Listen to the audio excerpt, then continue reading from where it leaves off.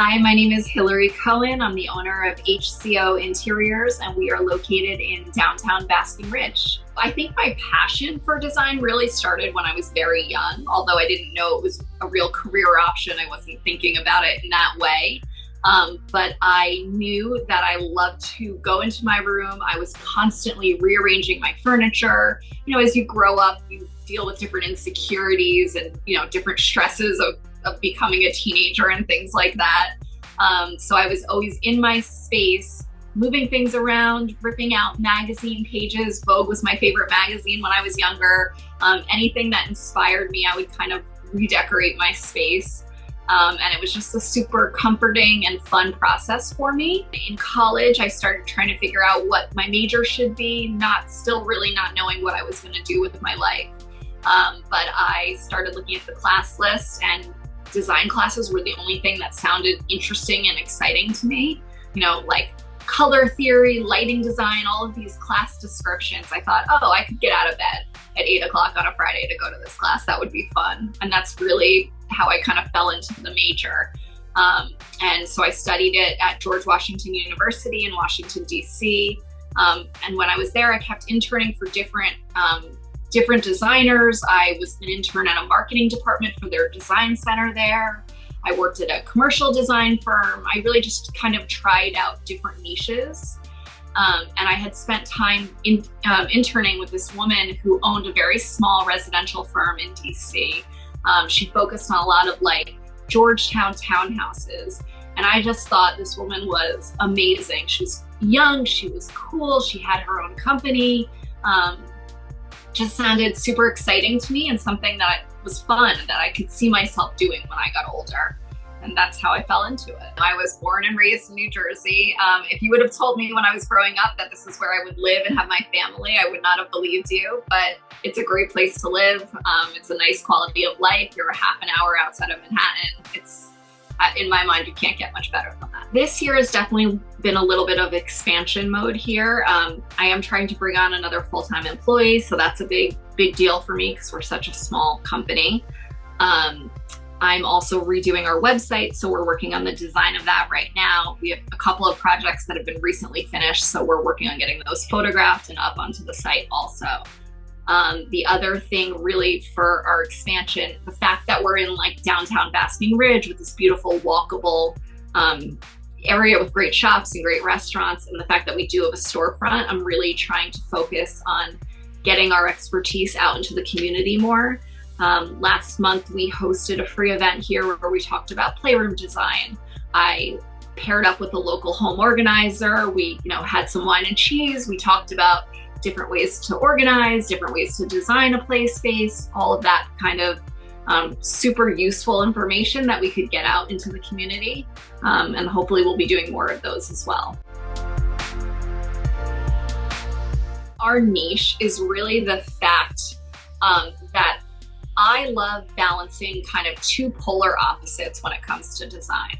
So I like combining different ideas and making it really workable and livable for today. So for example, I love, my background is super luxurious, high-end residential design and a little bit of hotel design.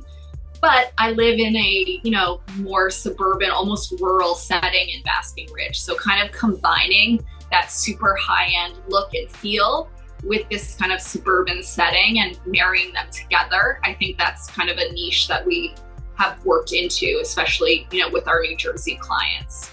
I also love things that are super luxurious feeling, but super livable. So, one of my favorite design details is doing a dining banquette for a family. I think that it's super cozy. The kids love to sit there. It just becomes a real gathering spot. And I think that really makes a home feel like a home. But then we cover it with a vinyl or something that can be super, wipeable, totally washed down, so it's super functional. So we kind of try to, marry two ideals and make them work for our clients.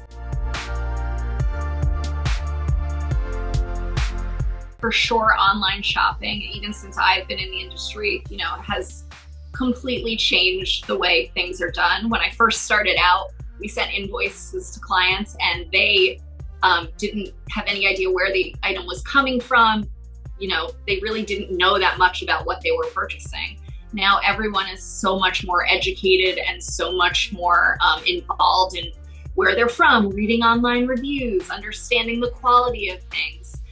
So I think that's a really big challenge, especially for residential designers. And I build it right into my contract that we purchase everything at a retail cost. I know that's a little bit different than how a lot of firms do it, but we say that if you're going into a store and purchasing something at retail, that's exactly what you'll be buying it through us. But I tell them that they have to buy it through us and they have to let us, that we are making a markup on that furniture, the difference between our trade price and the retail, just so that they're clear on that's how my business operates, that's how we make money.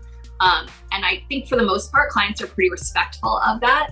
I have a thing to protect ourselves about spending a lot of time and then them purchasing something on their own. I have something built into our contract where we can charge them a 10 to 15% markup on an item if they purchase it without our involvement. I don't often have to use that, but just having that kind of in place, I think just lets clients know, like, really, if you are shopping the sales, I understand you want to get the best deal possible, but you're using all of our expertise, all of our time. We put a lot into these projects. So we have to be compensated fairly for that. We walk them through our contract now, which I think has been a big change in the way we do things, where we have a visual contract also, where I kind of talk about each of the terms with them. Because, as much as everyone should read everything they're signing, they don't always fully read it, or they don't fully understand what they're signing. So I want to make sure from the start, everybody's on the same page. It's super clear. It just helps things down the road. One trend I'm definitely ready to see go away, I think, is black shutters. I love the look. I think it's really cool, but I do think I've seen it now so much that it's so oversaturated. I feel like in 10 years from now, we're gonna look back and you're gonna know if the house is all white with black shutters, you're gonna know exactly when it was built. So I like more timeless details, even like brass fixtures in the kitchen, I think are beautiful, but I do think I like seeing it mixed with more metals. We're doing a kitchen right now where the light fixtures are brass, the faucet is brass, but everything else we're doing this kind of darker silver, like iron finish. So kind of mixing metals is something I love too. It's a trend that I think will be very popular. The fact that I love traditional design, I don't think is something that my website certainly doesn't scream super traditional, and our portfolio doesn't, so that's a little unusual. But also the fact that I'm a major Francophile. I studied in Paris when I was in college.